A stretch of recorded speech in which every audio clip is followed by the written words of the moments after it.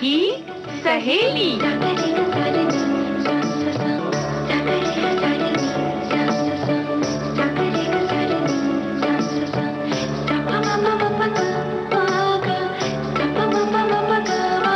सखी सहेली।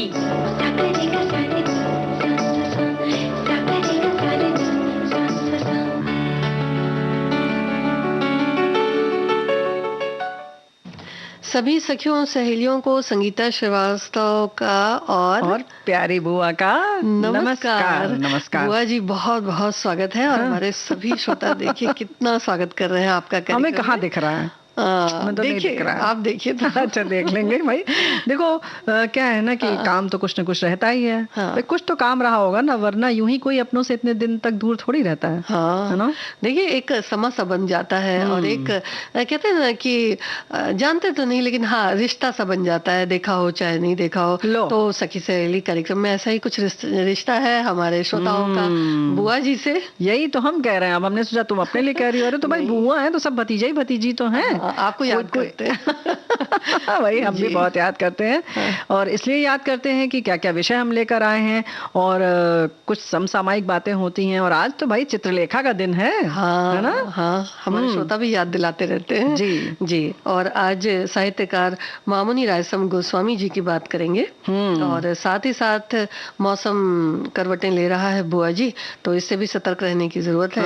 तो बदलते मौसम में क्या कुछ सावधानी हमारे श्रोता बरत रहे हैं और क्या कुछ हम लेकर आए हैं अपने पिटारे में, ये भी बताएंगे। और आज दिन है राष्ट्रीय कैंसर जागरूकता दिवस जी। और सीवी रमन जी का भी आज, जो वैज्ञानिक हैं, उनका जन्म दिवस है। महान वैज्ञानिक जी। और हमारे देश के रहे, बहुत फक्र की बात है, जिन्हें नोबेल पुरस्कार मिल चुका है। लेकिन जहाँ तक बीमारी की बात आती है तो कैंसर नाम कुछ ऐसा है कि नाम लेते ही डर लगने लगता है ना? हाँ बुआ जी, क्योंकि ये तो एक इस तरह की बीमारी है जो पूरी तरह से कह सकते हैं कि कोशिश कितनी इंसान करता है कि भाई इस तरह से बीमार न पड़े, लेकिन फिर भी कुछ न कुछ कह सकते हैं कि खान पान है, कुछ ऐसी बातें हैं जिससे हमें सतर्क रहना चाहिए। तो कुछ हद तक इन चीज़ों से दूर भी रहा जा सकता है।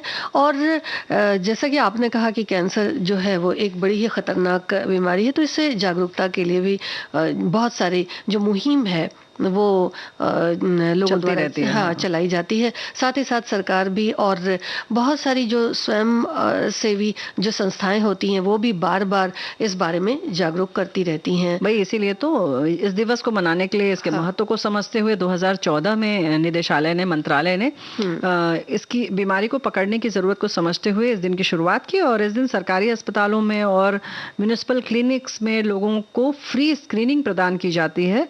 और ये दिन इन्होंने, हमारे एक साथी ने भाई लिखकर भेजा है कि ये दिन नोबेल प्राइज पुरस्कार विजेता वैज्ञानिक मैडम क्यूरी के जन्मदिन के दिन मनाया जाता है, ताकि इनके कैंसर से लड़ने के लिए दिए गए बड़े योगदान को याद किया जा सके।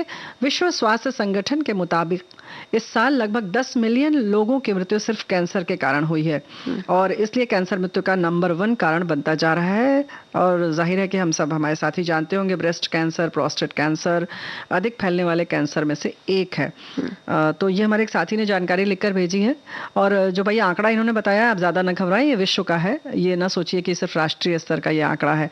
लेकिन फिर भी के प्रभावित होने से कैसे बचा जाए संगीता बिटिया, और कैसे लक्षण पहचाना जाए, ये सब बहुत जरूरी है ना? क्योंकि ये बहुत संवेदनशील बात है और इसके प्रति सभी को जागरूक होना चाहिए। तो इससे प्रभावित होने से कैसे बचा जाए, कुछ एक लक्षण है बुआ जी इसके। जैसे कि ज्यादातर देखा जाता है कि मुंह का कैंसर, क्योंकि ये तो कह सकते हैं कि अपने द्वारा बुलाई गई जो दिक्कत है उसमें से हो जाता है कि जैसे कुछ आदतें हैं, जैसे तंबाकू खाने की आदत हो गई, धूम्रपान है, धूम्रपान वगैरह है, और भी चीजें जो है जिससे मुंह के कैंसर ज्यादातर होते हैं। तो इससे बचा जा सकता है। नहीं, तुम लक्षण की बात कर रही थी ना, तो लक्षण कैसे, क्या लक्षण होता है? इससे तो देखिए छाले वगैरह भी हो जाते हैं मुंह में। कई बार छाले होते हैं लेकिन उनको देखा यह जाता है कि वो बार बार ठीक हो जाते हैं, लेकिन कुछ एक ऐसे छाले होते हैं जो बिल्कुल ठीक नहीं होते। और अगर इस तरह की कोई दिक्कत है, बुखार आता रहता है या बदन के किसी अंग में दर्द हमेशा के लिए बना रहता है, तो ये सब चीजें ऐसी हैं जिसके लिए हम लोग कई बार सोचते हैं कि भाई कोई भी दवाएं खा ले, तो ऐसा ना करें। बल्कि अगर इस तरह की कोई दिक्कत है तो फिर जो विशेषज्ञ हैं उनको दिखा लेना ज्यादा अच्छा ज्यादा होता है। जरूरी है। हाँ। वैसे अगर देखा जाए तो कैंसर बीमारी का कोई खास लक्षण है नहीं विशेष, जी। लेकिन कुछ भी चीज अगर आपकी बराबर बनी हुई है, बुखार नहीं उतरा जैसे तुमने कहा, इसके संग संग त्वचा में कुछ परिवर्तन आपको लग रहा है और लग रहा है कि उसके जो बाकी कारण है वो कुछ भी नहीं है, जी। तब एक बार चौंक जाएं आप, इसके लिए सतर्क हो जाइए। हाँ। और फिर कभी कभी चिकित्सक का भी ध्यान नहीं जाता है तो आप उन्हें बताएं कि भाई एक बार ये भी देख लीजिए। हाँ। क्योंकि उसमें WBC काउंट जो होता है जब वो बहुत बढ़ जाता है तब ऐसा मानते हैं कि कैंसर है। जी। क्योंकि जाहिर है कि शरीर में हमारी जो ये कहना चाहिए सैनिक हैं जो हमारे शरीर की रक्षा करते हाँ, हैं, हाँ। WBC यानी वाइट ब्लड सेल्स, हाँ। तो ये इनकी बढ़ जाती है क्योंकि कैंसर की बीमारी से लड़ने के लिए बिल्कुल सतर्क हो जाते हैं। जी, है ना? हाँ, क्योंकि रोग प्रतिरोधक क्षमता जो है वो तो बहुत जरूरी है, जी। तो उसको खासकर जो अभी का जो मौसम चल रहा है इसमें बनाए रखना थोड़ा एक बहुत मुश्किल काम होता है, क्योंकि ये संक्रमण का समय होता है जो बुआ जी ना, तो इसमें ज्यादा रोग प्रतिरोधक क्षमता जो है वो प्रभावित हो जाती है। तो लेकिन इस जहां वजह तक से कैंसर की जो बात है, हाँ। अगर हम सामान्य दिनों की बात करें तो हम अपने खाने पीने का ख्याल रखें। जैसे हमने कहा क्योंकि लक्षण कुछ खास नहीं है, कारण आज तक कुछ भी समझ में नहीं आया कि कैंसर क्यों हो जाता है, कुछ जैसे आदतें तुमने बताई, लेकिन उसी में हमारे साथी ये कहेंगे कि भाई फलाना तो 50 साल से खा रहा है उसको तो कुछ नहीं हुआ, वो 2 टाइम ब्रश कर रहे हैं, वो नहीं खाते तंबाकू तो भी उनको हो गया मुंह का कैंसर। तो कारण बहुत स्पष्ट नहीं है, लेकिन सामान्य तौर पर जैसे तुमने कहा कि मौसम बदले तो आप स्वस्थ रहें, वैसे ही इसके लिए जरूरी है कि पालक है, हरी पत्तेदार सब्जियां हैं, और जैसे हम लोग बराबर कहते हैं सूखा मेवा है भिगोया हुआ, वो खाइए, है ना? हाँ। बहुत ज्यादा तला भुना ना खाएं। जो सामान्य तौर पर जो स्वस्थ रहने की जो बाकी आदतें हैं उनका पालन किया जाए, है ना? जी, और थोड़ा बहुत व्यायाम भी करते थोड़ा ही रहें, जो शारीरिक श्रम है, हाँ? जितना हो सकता है उतना हल्के फुल्के व्यायाम तो देखो कम से हो कम। सकता है वाली बात में ना तो कोई नहीं करेगा, ऐसा कहो कि जितना हो सकता है उतने से शुरू करिए। हाँ। और जब आप करते रहेंगे तो आपका जो कहना चाहिए ना कि क्षमता बढ़ती जाएगी। जी, जी। तो जैसे आप 10 मिनट से शुरू करेंगे तो आप एक दिन ऐसा भी आएगा कि आप 1 घंटा कर लेंगे। जी, है बिल्कुल। ना? और साथ ही साथ शारीरिक श्रम नहीं तो तुम ये पहले बताओ कि समय बढ़ाना है कि बस थोड़ा थोड़ा करना है? नहीं समय बढ़ा सकते है ना? हैं, बिल्कुल, उससे बिल्कुल। फायदा ही होगा, नुकसान बढ़ाइए, नहीं होगा। बिल्कुल बढ़ाइए। जी, बिल्कुल। और साथ ही साथ एकदम से कहते हैं ना कि घर में बिल्कुल बैठे भी नहीं रहना चाहिए, कि कई बार ये होता है कि भाई लोग और काम करने वाले हैं, इसलिए थोड़ा बहुत उठ के शारीरिक श्रम जहां तक हो सकता है वो करना ही चाहिए। करना ही चाहिए। इसके लिए आप कोशिश करें कि जहां पर आप लिफ्ट के बगैर यानी कि सीढ़ी से ऊपर नीचे कर सकते हैं वहां तक आप सीढ़ी से करें। अगर आप कहेंगे कि भाई 6 मंजिल है हम कैसे जाएं, तो भाई 3 मंजिल आप सीढ़ी चढ़िए, 3 मंजिल लिफ्ट ले लीजिए। बिल्कुल, जी। 1-2 मंजिल पे अगर आप रह रहे हैं तो कोशिश करें कि आप सीढ़ी से ही उतरे चढ़ें। थोड़ी पास की जो दूरी की चीजें हैं वहां आप पैदल जाइए।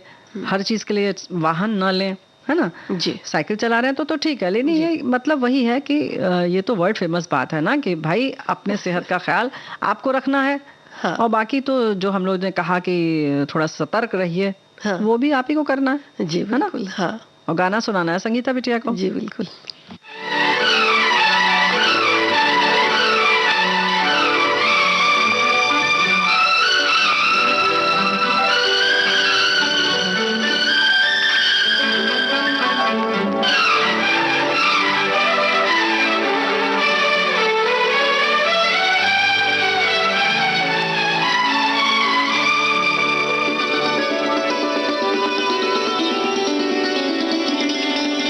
इतना है तुमसे प्यार मुझे मेरे राज़दार, जितने के आसमान पर तारे हैं बेशुमार। इतना है तुमसे प्यार मुझे मेरे राज़दार, जितने के ज़मीन पर जले हैं बेशुमार। इतना है तुमसे प्यार मुझे मेरे राज़दार।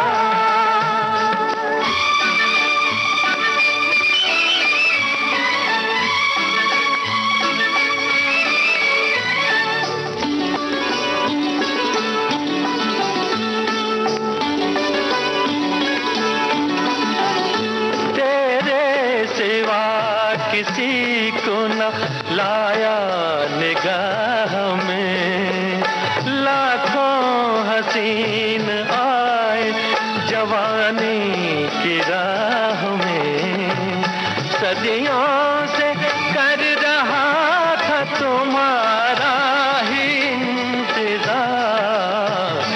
इतना है तुमसे प्यार मुझे मेरे राज़दार, जितने के आसमान पर तारे हैं बेशुमार,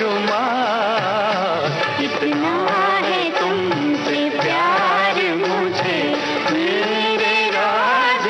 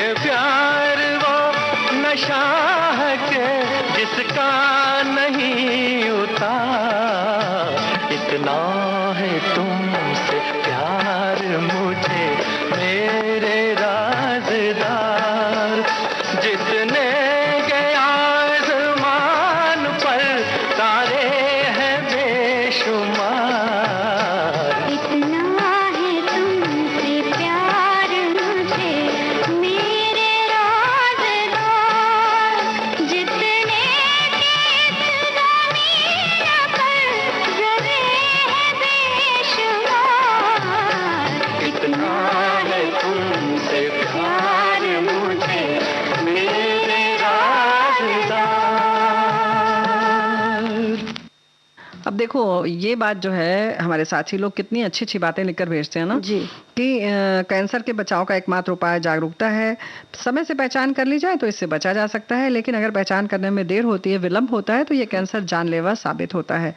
खून की कमी या एनीमिया, खांसी के दौरान खून का आना, स्तनों में गांठ, मेनोपॉज के बाद भी रक्तस्राव, अचानक शरीर के किसी भाग से रक्त निकलना, त्वचा में बदलाव, भूख में कमी लगना, किसी अंग का अधिक उभरना या गांठ महसूस होना, प्रोस्टेट के परीक्षण के असामान्य परिणाम जैसे कोई भी लक्षण महसूस होने पर तुरंत डॉक्टर को दिखाएं। हाँ, और बुआ जी, हाँ। एक और हमारे श्रोता है, उन्होंने भी लिखा है कि क्लिनिक्स में लोगों की जो फ्री स्क्रीनिंग होती है वो प्रदान की जाती है। हाँ। तो ये दिन नोबेल प्राइज पुरस्कार विजेता डॉक्टर, जैसा कि इन्होंने मैडम क्यूरी के बारे में भी लिखा है उनके जन्मदिन पे, तो स्क्रीनिंग की जो इन्होंने बात करी है वो बड़ी अच्छी बात है, क्योंकि बीच बीच में स्क्रीनिंग इस तरह से करा ली जाए तो भी अच्छा रहता है स्वास्थ्य के लिए। तो जो भी कदम हम उठा सकते हैं अपने तरह से, वो उठाने जरूर चाहिए। और यानी कि जो सामान्य परीक्षण शरीर का होता है वो करवा ही लेना चाहिए। हाँ, बीच बीच में करवा लेने से अच्छा ही रहता है। और तो अच्छा, तो बहुत अच्छा। क्या बता रही हो, बताओ।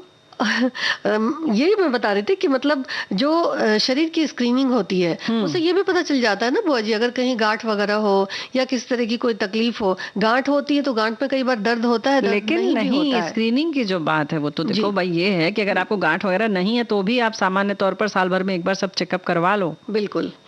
हाँ। और भी बहुत सारी अच्छी चीजें हैं जो मैं साथी ने लिखकर भेजा। बैंक में अपना लाइफ सर्टिफिकेट जमा करने आया हूँ, भीड़ रहने के कारण कैंटीन में बैठकर सखी सहेली कार्यक्रम सुन रहा हूँ। अच्छा, नमस्कार कर रहे हैं। अच्छा। वाह वाह, बहुत बहुत धन्यवाद। जरूर कुछ खा रहे होंगे कैंटीन में, ये नहीं बताया क्या खा रहे हैं। चलो मान लेते हैं चाय पी रहे होंगे केवल, जी। है ना? और अब मामुनी रायसम गोस्वामी जी की बात है, हाँ। बुआ जी, कि इंदिरा गोस्वामी जिनका कलम नाम मामुनी रायसम गोस्वामी है, असमिया साहित्य लेखन की दुनिया में एक जानी मानी कवि, लेखिका, प्रोफेसर और संपादक थी। 14 नवंबर 1942 को इंदिरा गोस्वामी का जन्म गुवाहाटी में हुआ। इनके पिता का नाम उमाकांत गोस्वामी और माता का नाम अंबिका देवी था।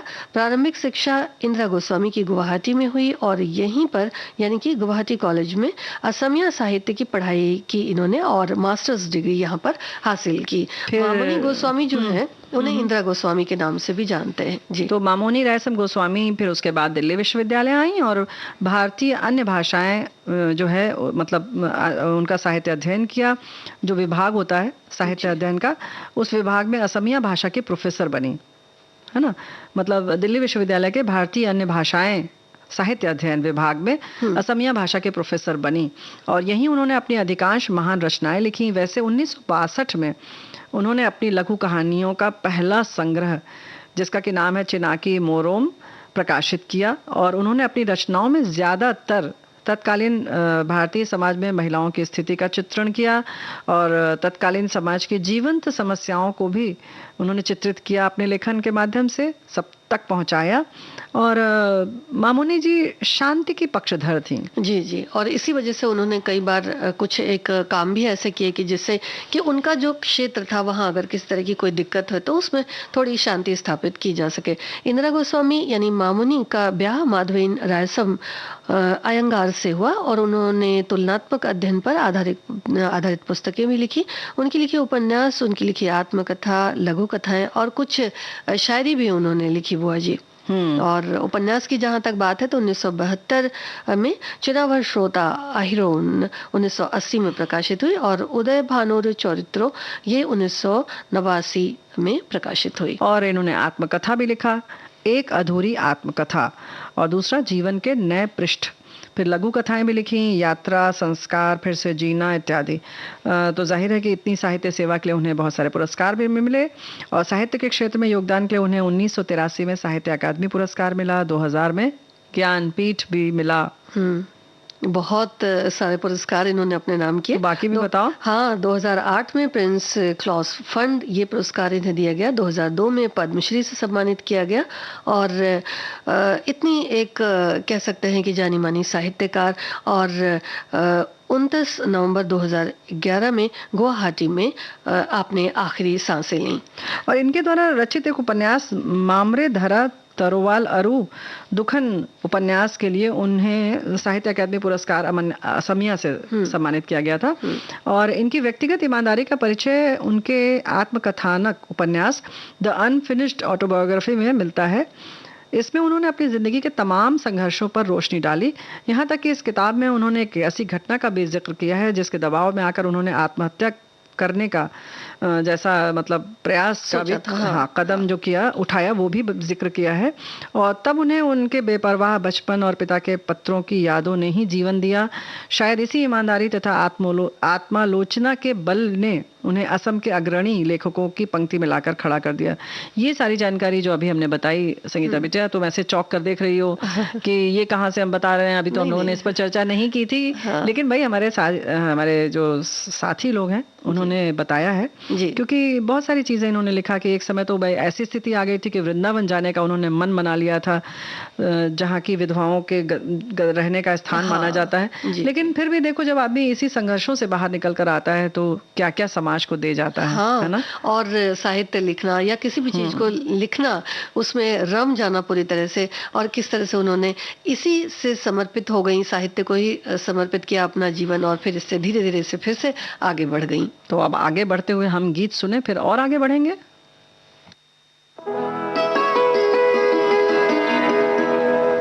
आज फुरकत का ख्वाब टूट गया,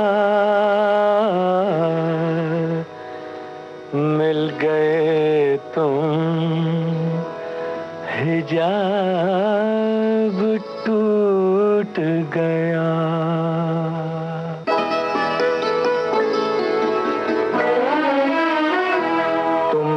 इजहार हाल कर बैठे, तुमसे इजहार हाल कर बैठे, बेखुदी में कमाल कर बैठे, बेखुदी में कमाल कर बैठे रे, तुमसे इजहार हाल कर बैठे।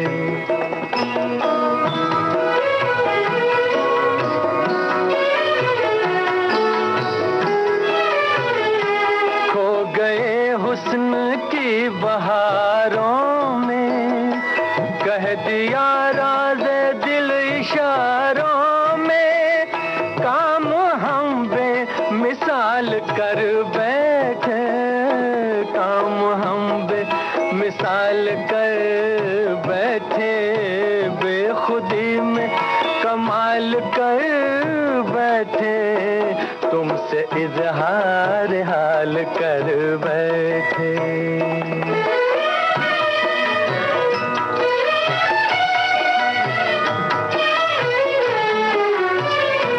कितने मजबूर हो गए दिल से, हो कितने मजबूर हो गए दिल से, सोचे समझे बगैर कातिल से, सोचे समझे बगैर कातिल से, जिंदगी का सवाल कर बैठे, बेखुदी में कमाल कर बैठे रे, तुमसे इजहार हाल कर बैठे, तुमसे इजहार हाल कर बैठे।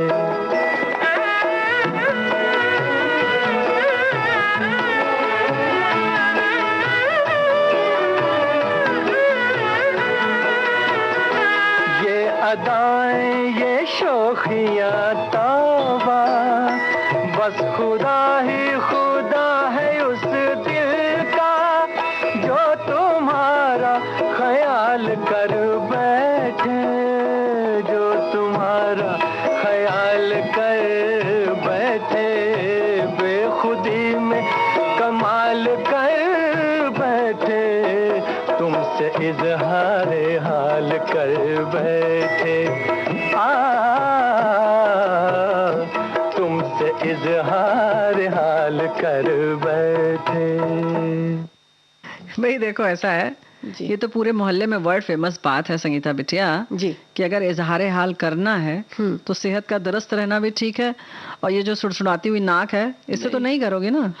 जी बिल्कुल नहीं, अगर इस तरह की हालत रहेगी तो फिर इजहार हाल कैसे किया जा कैसे किया जाएगा? तो भाई अपना हालचाल ठीक रखिए, कहीं आपको इजहार करना हो, चाहे अपना दुख चाहे अपनी खुशी, तो उसके लिए तैयार रहिए। हाँ तो नाक गला दुरुस्त रखना पड़ेगा, क्योंकि आजकल के मौसम में सबसे पहला जो आक्रमण होता है वो गले पर हो जाता है। जी बिल्कुल है ना? बिल्कुल। हाँ फिर तो बस इशारे इशारे में बात करना पड़ता है। जी, और हमारे एक श्रोता ने देखिए लिखा भी है कि दिन रात बदलते हैं, हालात बदलते हैं, साथ साथ मौसम के फूल और पाठ बदलते हैं। क्या बात है। अगर बदलते इस मौसम में सही पाठ पर न चले तो शरीर के हालात बदलते हैं। क्या बात है, वाह वाह वाह वाह। तो इतनी बुरी तरह से बदलते हैं कि फिर पूछिए मत।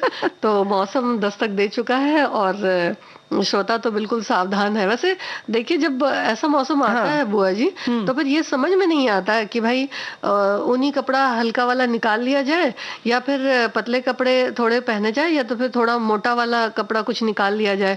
तो इस तरह की दुविधा भी बनी रहती है। दुविधा इसलिए बनी रहती है कि भाई जब हम दिन में कहीं निकलते हैं तो अच्छी खासी धूप रहती है, और ये नहीं ध्यान रहता है कि अच्छा बाजार करने निकले हैं तो भाई अगर सोचा 2 घंटा तो 6 घंटा तो लग जाएगा, और कहीं कपड़ा लेने गए हैं तब तो फिर क्या बात है, माशाल्लाह। हाँ, और शाम को जब लौटता है तो फिर ये लगता है कि भाई अब स्वेटर भी हल्का फुल्का ले आए होते तो अच्छा होता। दूसरे दिन फिर इतनी धूप रहती तो फिर सोचते लेके चला जाए या ना चला जाए। नहीं, तो उस समय थोड़ी लगता है कि ले आते तो अच्छा होता। जब दूसरे दिन सर्दी जुकाम होती तब लगता है कि अरे ले जाते तो अच्छा होता। उस समय तो लगता है अच्छा अभी तो सर्दी शुरू हो रही है, बड़ा अच्छा लग रहा है बदन में, थोड़ी ठंडी ठंडी हवा लग रही है।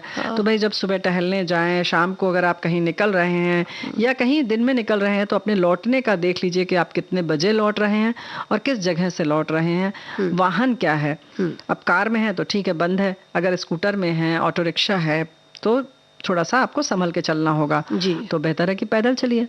हाँ पैदल चलिए या फिर साइकिल से भी चल सकते हैं धीरे धीरे। बिल्कुल। ठंड लगी तो फिर धीरे भी कर सकते हैं नहीं, और उसको चलाएंगे तो आपका व्यायाम भी हो जाएगा। जी, गर्माहट तो भी आ जाएगी थोड़ी सी जी। तो आजकल जो मौसम है उस हिसाब से तो सुबह और शाम की जो ठंडक और गर्मी है यही सबसे ज्यादा तकलीफ देह है। और इस समय बुआ जी देखिए तो सर्दी खांसी अपने साथ साथ बड़ा सारा अलग सा भी संक्रमण लेकर आती है, जैसे कि अब बुखार भी साथ साथ हो जाएंगे। हाँ।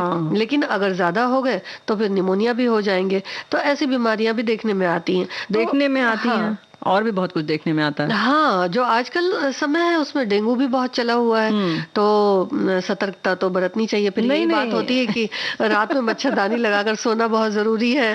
हाँ, वो तो जरूरी है, लेकिन देखने में जो आता है, जो तुमने कहा ये देखने में आता है, वो बीमारी देखने में आती है। लेकिन भैया यही तो हम कह रहे हैं कि देखने में तो ये भी आता है कि हमारे साथी अपना जो दवा का डब्बा रखे रहते हैं और जिसमें लिखा रहता है ये सर्दी जुकाम, ये बुखार, और बस वही गोली निकाल के अपना फटाफट खा लेते हैं। हाँ, तो सोचते हैं कि चलो मतलब चिकित्सक के पास जाएंगे, पैसा खर्च होगा, फीस देना होगा। तो उससे बचने के लिए या कभी कभी अपनी हम लोग होशियार अपने आप को समझते हैं तो वो दवा खा लेते हैं। ये भी तो बहुत देखा जाता है। तो फिर ये तो पता चलता है ना कि भाई जितना डॉक्टर की फीस थी उससे ज्यादा पैसे की तो दवाइयां ही खा गए और उसके बाद फिर हालात वही हो जाते हैं कि भाई जाना पड़ेगा कभी कभी। हाँ, और एक ही बार में आराम आ जाता है। एक खुराक खाई, 2 खुराक खाई तो भी आराम समझ में आने लगता है। तो फिर ये लगता है कि पहले ही क्यों नहीं गए। नहीं, हाँ वो तो है, लेकिन कभी कभी ये नहीं लगता है कि आपने 3 दिन अपने शरीर को और तोड़ा और तकलीफ दी। और कहीं ना कहीं शरीर जो तोड़ना वाली बात हम कर रहे हैं वो ये है कि कहीं ना कहीं आपके शरीर को क्षति पहुंचती है, कमजोर होता है। वो कमजोरी जो हम फिर से पुनः प्राप्त करना है उसमें और ज्यादा धनराशि भी लगती है, पैसा भी लग जाता है, समय लगता है। तो कृपया इस तरीके का जो है खिलवाड़ न करें, प्रयोग न करें अपने साथ। हाँ, और अपने मन से दवाएं भी ना खाएं। वही दवाएं ना खाएं, बिल्कुल प्रयोग न करें। और कहीं आप जैसे आए हैं तो अच्छे से हाथ मुंह को धो लें, क्योंकि अगर आपको नहीं है तो किसी और से आपको हो सकता है संक्रमण हो जाए, या कहीं आपने छुआ हो, कुछ हुआ हो। तो आप आके सबसे पहले अच्छे से हाथ मुंह धोएं, कपड़ा बदल लें तो और बेहतर है ना जी। और अच्छा आहार लें साथ ही साथ, जिससे कि थोड़ा इम्यून सिस्टम जो है वो इस बदलते मौसम में जो प्रभावित होता है तो वो अच्छा रहे। और जो खाना है वो तो पहली बात तो ढक के पकाया जाए, फिर बासी खाना ना ही खाया जाए तो अच्छा है। और हिसाब से ही पकाया जाए कि भाई जितना खा सकें, जितना खत्म हो जाए उतना ही बनाए तो ज्यादा अच्छा है। पानी में भी इस समय बहुत संक्रमण देखने को मिलता है बुआ जी। तो पानी भी है, उसको उबाल कर छान कर अच्छे से भर के रखें, ढक कर रखें, ये बहुत जरूरी है। कई बार खुला भी रहता है तो ध्यान नहीं जाता और पी लेते हैं। तो हाँ, तो ये कुछ ऐसी चीजें हैं जो की जा सकती है नियमित तौर पे। तो अब अच्छा तुमने जैसे जो ढकने की बात कही तो भाई अपना शरीर भी अधिकतर आप ढक कर रखें, ज्यादा से ज्यादा पूरे बाह का कपड़ा पहन लें।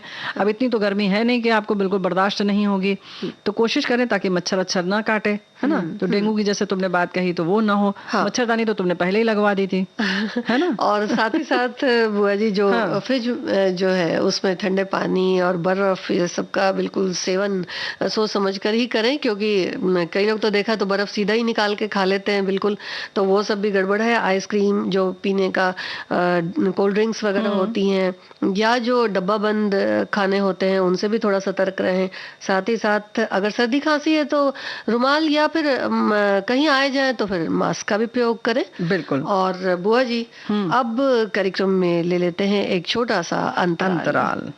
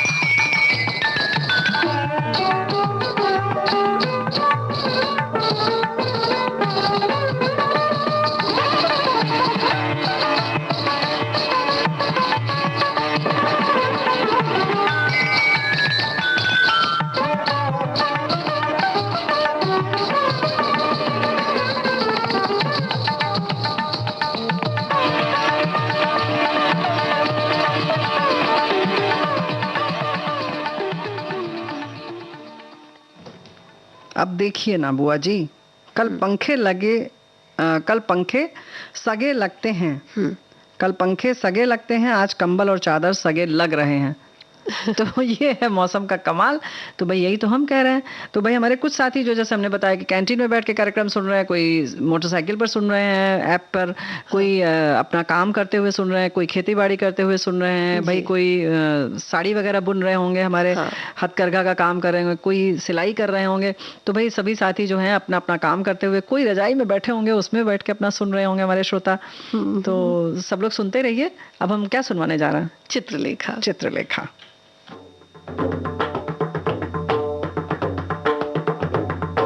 चित्रलेखा। भगवती चरण वर्मा के चिंतन की गंगोत्री से निकली कथा गंगा चित्रलेखा।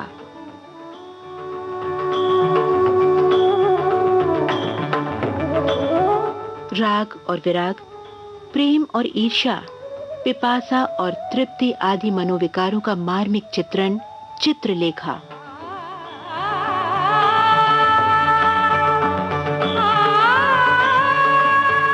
पिछली कड़ी में हमने पढ़ा कि बीजगुप्त ने यशोधरा को प्रकृति की अपूर्णता और कुरूपता के तर्कों से चकित कर दिया था और ये वार्तालाप अभी पूरा नहीं हुआ था। आइए इसे पूरा करें।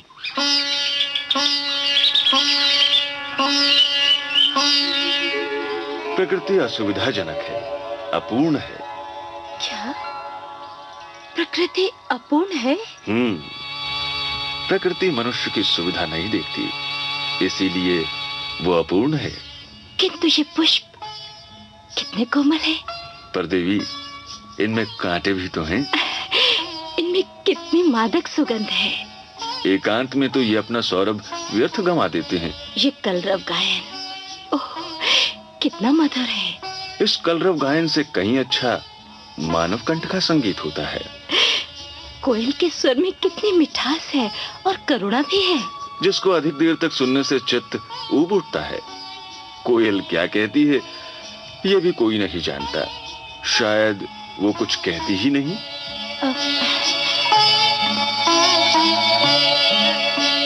यशोधरा चकित हो गई।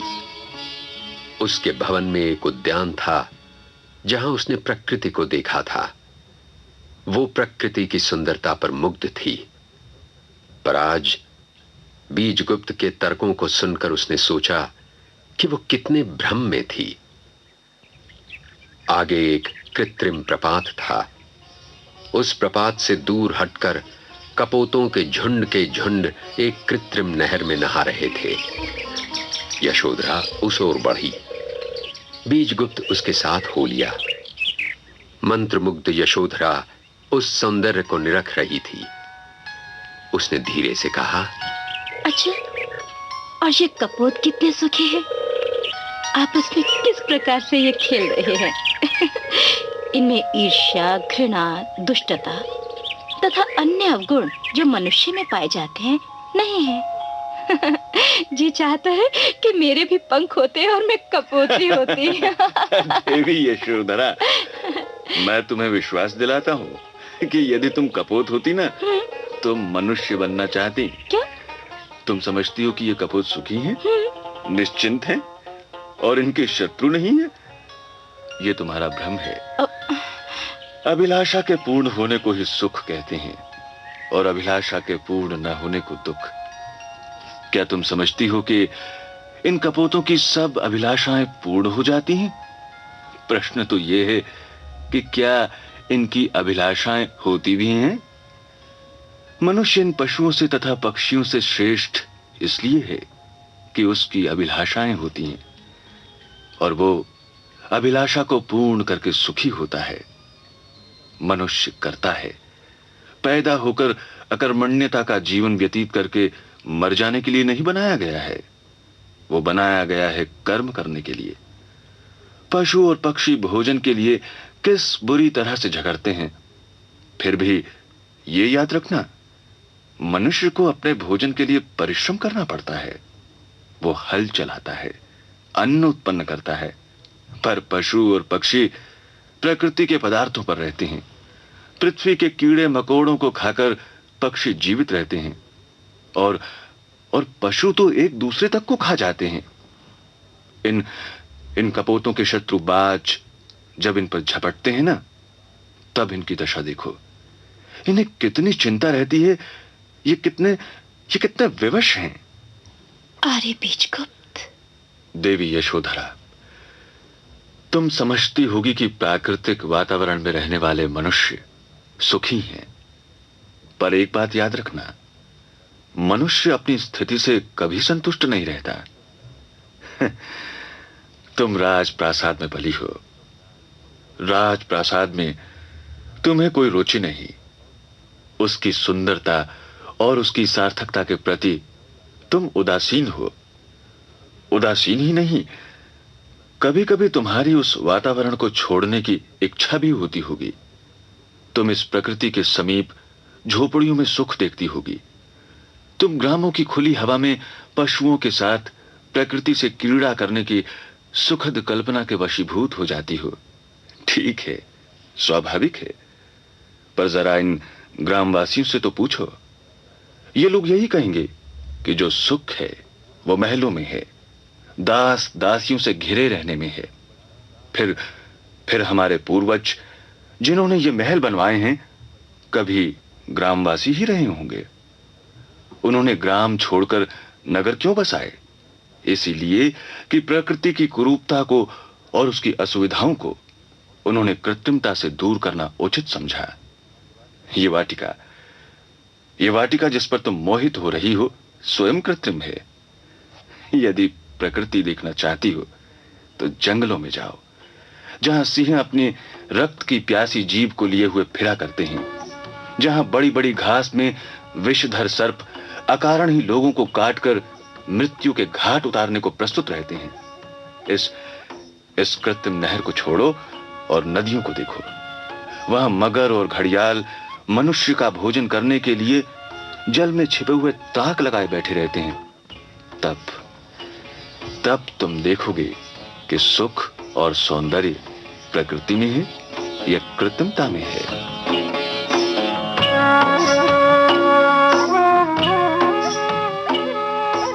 बीजगुप्त अपनी बात कह रहा था और यशोधरा आश्चर्य से उसके मुख की ओर देख रही थी। अभी तक वो बीजगुप्त को केवल एक चरित्रवान व्यक्ति ही समझती थी। आज उसे मालूम हुआ कि बीजगुप्त में उच्च चरित्र के साथ उच्च कोटि का मस्तिष्क भी है। बीजगुप्त की विद्वता से, उसकी मौलिकता से और उसके तर्कों से वो चकित हो गई। उसे ऐसा प्रतीत हुआ कि बीजगुप्त के प्रति उसकी श्रद्धा भक्ति में परिणत होती जा रही है।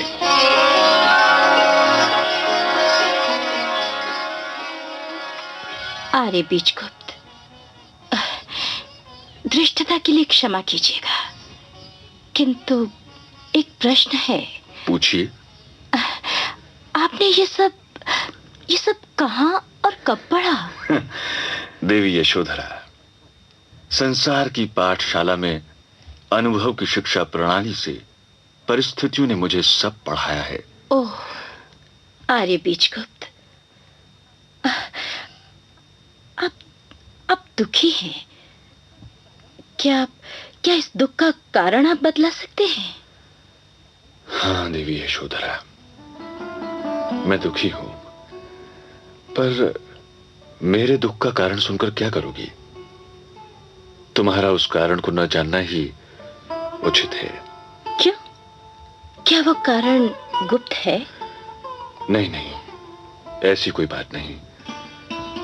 मेरे जीवन की कोई बात गुप्त नहीं है। गुप्त तो वो बातें रखी जाती हैं जो अनुचित होती हैं। गुप्त रखना भय का द्योतक है और भयभीत होना मनुष्य के अपराधी होने का द्योतक है। मैं जो करता हूं उसे उचित समझता हूं, इसीलिए उसे कभी गुप्त नहीं रखता। रहा कारण, मैं तुम्हें इसलिए नहीं बतलाना चाहता कि अपने दुख से दूसरों को दुखी करना अनुचित है।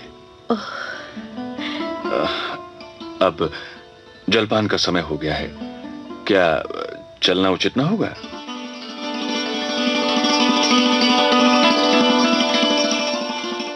इतना कहकर बीजगुप्त भवन की ओर मुड़ा। यशोधरा भी मुड़ी और बीजगुप्त के साथ वो लौटी। आर्य श्रेष्ठ, मृत्युंजय तथा श्वेतांग इन लोगों की प्रतीक्षा कर रहे थे। जलपान का प्रबंध हो गया था। यशोधरा दौड़कर मृत्युंजय के गले से लिपट गई। पिताजी, पिताजी, आज आर्य बीजगुप्त ने मुझे ऐसी बातें बतलाई जिनसे मेरी आंखें खुल गई। मेरी पुरानी धारणाओं को इन्होंने बिल्कुल निर्मूल साबित कर दिया। आर्य बीजगुप्त इतने बड़े विद्वान हैं, ये मुझे आज मालूम हुआ। उस समय यशोधरा बीजगुप्त की ओर देख रही थी। यशोधरा ने श्वेतांग की ओर दृष्टि डाली। श्वेतांग का मुख पीला था। ऐसा मालूम होता था कि श्वेतांग पीड़ित है। अरे श्वेतांग, क्या तुम अस्वस्थ हो? नहीं, तुम्हें ज्वर तो नहीं है, पर फिर तुम्हारा मुख इतना पीला क्यों है? श्वेतांग, तुम दोपहर भर सो लो। नहीं, मैं अस्वस्थ नहीं हूं, थोड़ा थक गया हूं, विश्राम से ठीक हो जाऊंगा। यशोधरा श्वेतांग का हाथ पकड़े खड़ी थी और श्वेतांग के मुख का पीलापन धीरे धीरे लोप होता जा रहा था।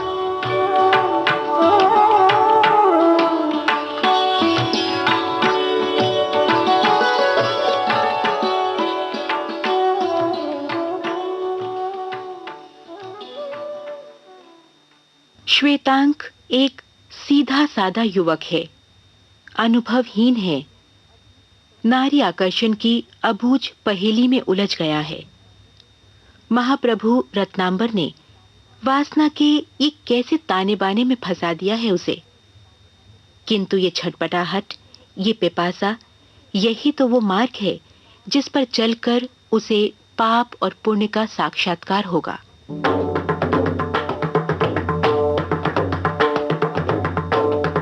आज की कड़ी में बीजगुप्त थे कमल शर्मा और यशोधरा बनी सुलक्षणा खत्री।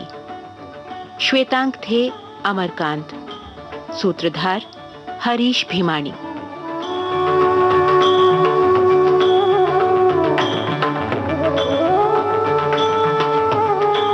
उपन्यास चित्रलेखा के रेडियो पठन की प्रस्तुति में सहायक राजेश मलिक और इस परिकल्पना को साकार करने का दायित्व निभा रहे हैं लोकेंद्र शर्मा और विजय लक्ष्मी छाबड़ा।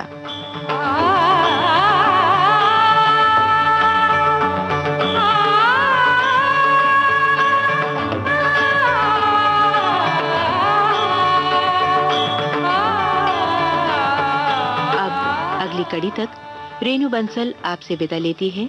नमस्कार।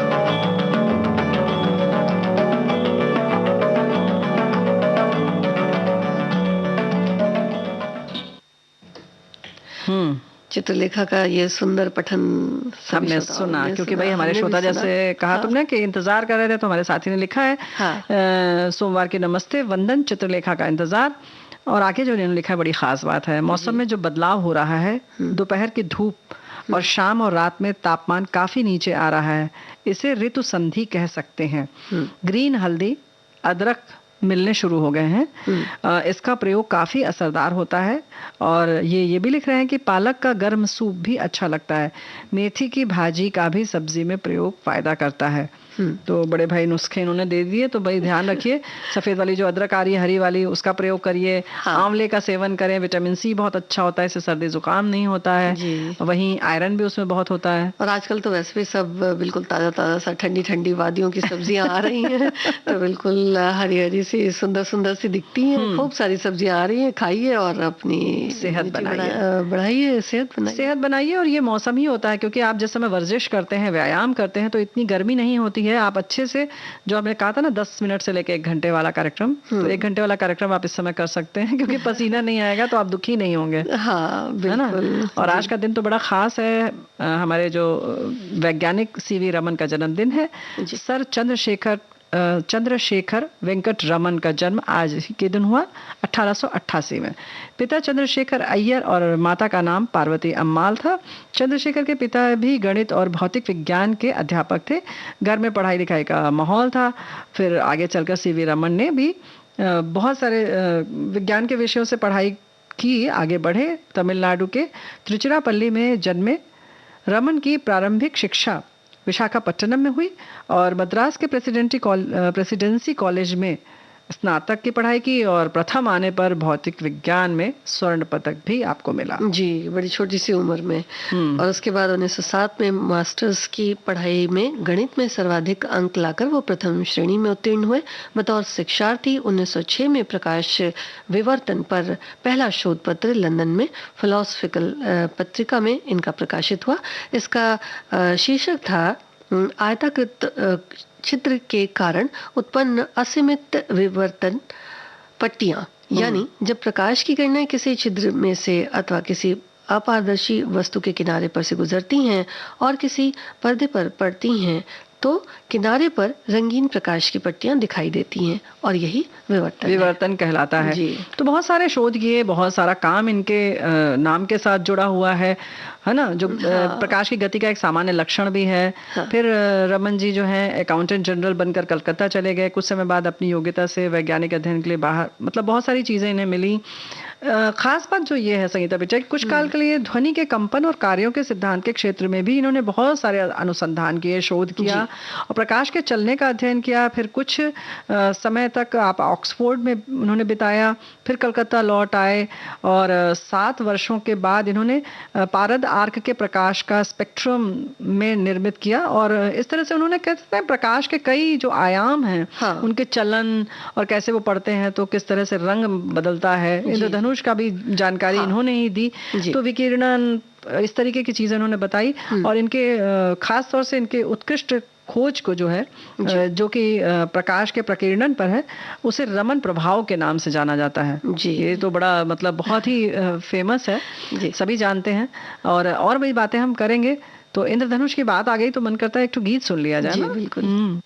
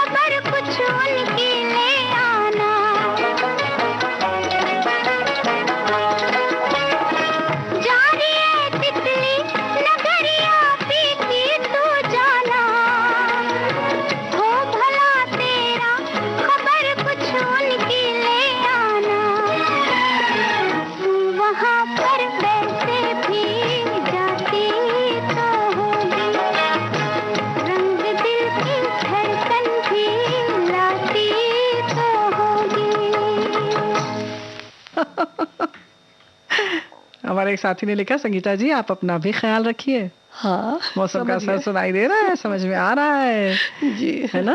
जी, तो बहुत बिल्कुल। सारे अनुसंधान हमारे साथी भी करते रहते हैं कि किसके गले में किस तरीके की आवाज में परिवर्तन हो रहा है। तो अनुसंधान की जो हम बात कर रहे थे, हाँ। ये इधर भी हो गया छोटा सा अनुसंधान। तो उनको तो ये समझना चाहिए ना कि ठंडक का असर यहाँ भी है बुआ जी। तो लो वही तो वो कह रही हैं। जी बस बिल्कुल। लेकिन उन्होंने तो अनुसंधान कर लिया ना कि तुम प्रभावित हो गई। हाँ, बहुत तो ये ऋतु संधि सटीक जो है। है, हाँ सही है। तो अनुसंधान जो है ना वो बहुत सारी चीजें सिद्ध कर देता है। तो ऐसे ही जी। हम रमन प्रभाव की बात कर रहे हैं, तो उन्होंने भी अनुसंधान से ये सिद्ध कर दिया कि पदार्थ के भीतर एक विद्युत तरल पदार्थ होता है जो सदैव गतिमान रहता है, और इसी के कारण केवल पारदर्शक द्रवों में ही नहीं बल्कि बर्फ है, स्फटिक है, ऐसे पारदर्शक पदार्थों और अपारदर्शी वस्तुओं में भी प्रकाश किरणों का परिक्षेपण हुआ करता है, और किरणों के इसी प्रभाव को रमन प्रभाव के नाम से जाना गया।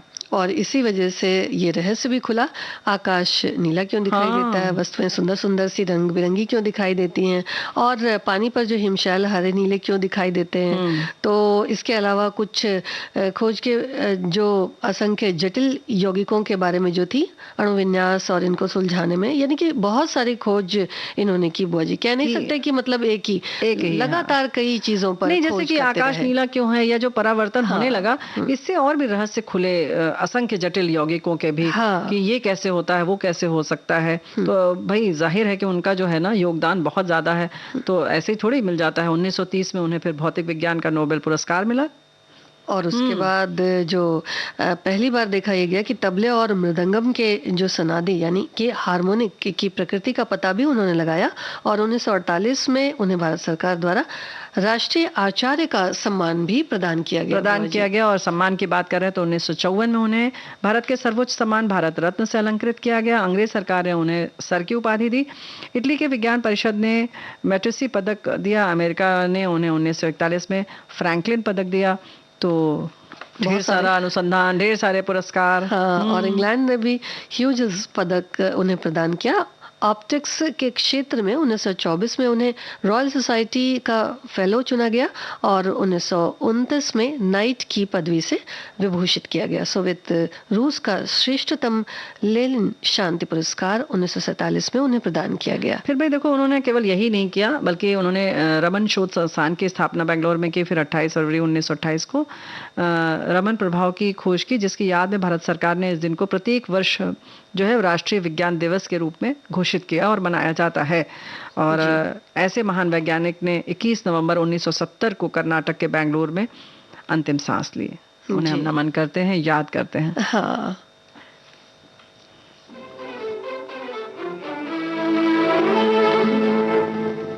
मेरी मोहब्बत पाक मोहब्बत और जहाँ की खाक मोहब्बत, कहीं तुम्हें प्यार न हो जाए,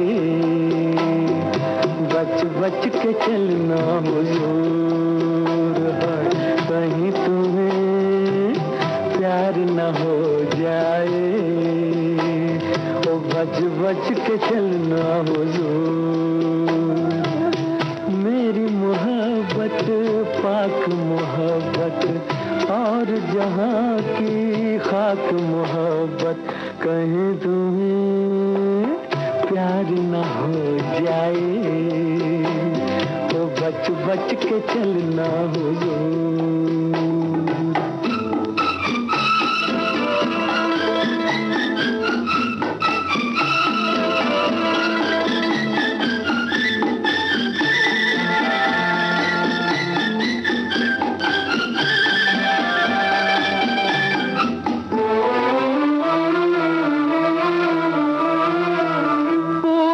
पश्चिम उत्तर दक्षिण मेरे प्यार की सीमा, मेरा प्यार है इतना ऊंचा जैसे राम रहीमा, जैसे राम रहीमा।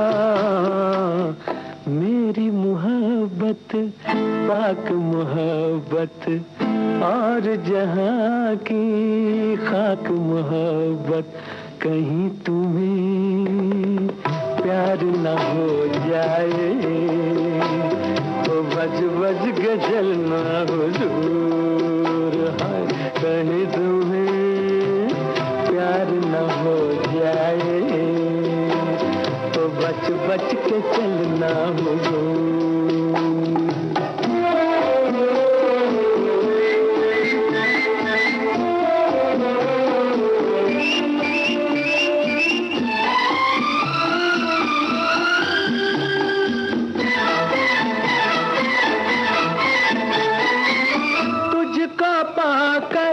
स्वर्ग से सुंदर मंजिल मैंने पाली, तेरे प्यार में मर जाने की कसम है मैंने खा ली, कसम है मैंने खा ली। मेरी मोहब्बत पाक मोहब्बत और जहाँ की खाक मोहब्बत, कहीं तुम्हें प्यार न हो जाए, बच बच के चलना हुजूर, बच बच के चलना हुजूर, हाँ बच बच के चलना। तो भाई रमन इफेक्ट की हम बात कर रहे थे। हमारे साथी लिखकर भेज रहे हैं कि इसका इस्तेमाल आज भी कई जगहों पर हो रहा है। जब भारत सरकार ने चंद्रयान 1 ने चांद पर पानी होने का ऐलान किया था, तो इसके पीछे भी रमन इफेक्ट का ही कमाल था।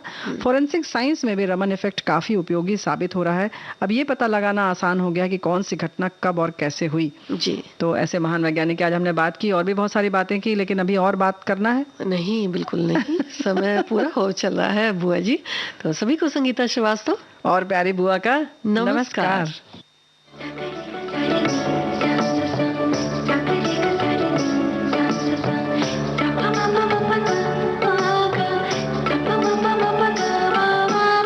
सखी सहेली